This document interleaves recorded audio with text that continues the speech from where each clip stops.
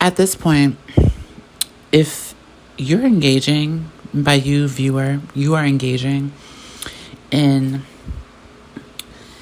social media, discourse, whatever, YouTubery, where your YouTube fave or your social media fave or your favorite influencer is talking about, or how we need to take this to the left. Like, what I want to talk about is why you follow these pundits and why you need them so badly to validate your existence and your culture so fucking badly. And I'm telling you, the reason why you do this is to punch down and so that you can solidify your position in this fucked up beast system.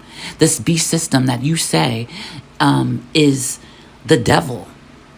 Some of you are staunch Christians and you say it's the fucking devil, but then you look for government to punch down. You look for Trump to punch down on the demographies that you don't agree with. So which is it? Do you want a smaller government, Republican, or do you not want a smaller government? Because it seems to me you look for the government to do your bidding when you are looking for justice in the form of vengeance. When Kirk dies, then you look to blame the left. When, oh my God, just because someone is a furry does not mean they're not conservative. Like, get with it. It doesn't mean they're not conservatives. You people really are so black and white. And the world doesn't work like that. The world isn't so black and white. And this God that you say that you uphold so much, you really use his name in vain or their name in vain, because integrity is paramount. And most of you are hypocrites, for sure. For sure. These, at this point, anyone on the right, like a Megyn Kelly or Benny Johnson or Ben Shapiro or the Brandon Tatum, right? Black MAGA, for instance, so embarrassing. He had an interview with Netanyahu and he's sitting there and he's like, oh, when he went to visit Israel, only one child spit on him. Dude. And this is a black man, right? Black MAGA. And it's like, dude, read the fucking room. Like, you went there and you got spit on by a kid. First of all, I would have slapped the kid across the face and I would have told him, you don't ever fucking do that to someone, period. That mother should have fucking slapped him across the face. Anyways, he went there and he goes, oh, to Netanyahu, oh, he only got spit on one time. Brandon, do you realize that if you went to an African country, you probably would have never been spit on anywhere? You do realize that, right? You realize that some countries you can go and you will never be spit on. The fact that he sat there and was like tap dancing and cooning around for the Netanyahu and he doesn't see a problem with it, that's what I'm saying. He's a pundit. He is a pundit. Actually, I think he's actually a pundit and he's stupid at the same damn time. He's an idiot. He's a fucking idiot and he has no backbone. And that's the problem with a lot of black men. That's changing, but most of the black men that don't have backbones, they're MAGA. You think that they're not MAGA. They're MAGA. They don't have a backbone. They're going to be the ones when Caucasoids are going through ghettos to try to like terrorize the Native Indigenous community who have done nothing to them. They're the ones, the black MAGA is the one that are just standing there and say, hey, can we talk about this? Hey, you guys, stop.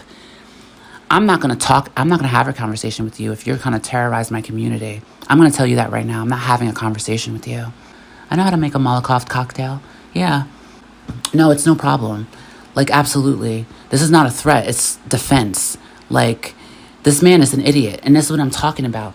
The Megyn Kellys, all of these people talking about, they're attacking us. They're always attacking us. And it's like, girl, how are you this obtuse? There's no way. You must still be getting funded by the fake Star of David mafia, because there's no way at this point you really think that the left is as invested with trying to, like, the left constituents, not like the left pundits, because you're both being funneled and funded by the fake Star of David mafia.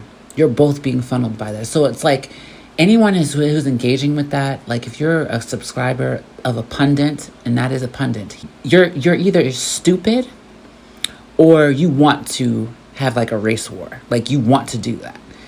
And you're stupid because there's no point in doing that. Especially if you're a Caucasian, because you're already on a hierarchy. You're just threatened that your hierarchy is being kind of shaken up a little bit. But Native Indigenous people have been the economic buffer from poverty for you this whole time. There's no reason to suggest that it's going to change, only because you're seeing more of an influx of diversity in media. You're seeing more interracial relationships. You're seeing more trannyisms online, yada, yada, yada. But that's not so much the constituents of the left. That is pundits of the left who are being paid to continually, or not even pundits, just the media in general, is being paid to continually promote this ideology. And it's actually triggering you, so they do it more and more and more. And by you, I mean someone who is a viewer and you're of the right, of conservatism. Don't even put me in this, because I've never voted, so don't even put me in this, okay? You voted. You decided to have that karmic tie to voting, and you wanted to say, oh, if you don't vote, you're not a good person. If you don't vote, you don't know what it is to vote, and da-da-da-da. I've never voted, and I will never vote, because there's no fucking point. I shouldn't have to vote for my freedoms or my rights. I should be able to do what I want and have my own autonomy over my fucking body, period. So that's number one. Number two, most of the right pundits, and a pundit is a professional gaslighter who is just sitting there viewing like, oh, well, the left is doing this being spreading fake news, right? That's like the common rhetoric, the fake news. Another one is like Benny Johnson, right? He talks a lot of shit. Megyn Kelly, like you're still a pundit.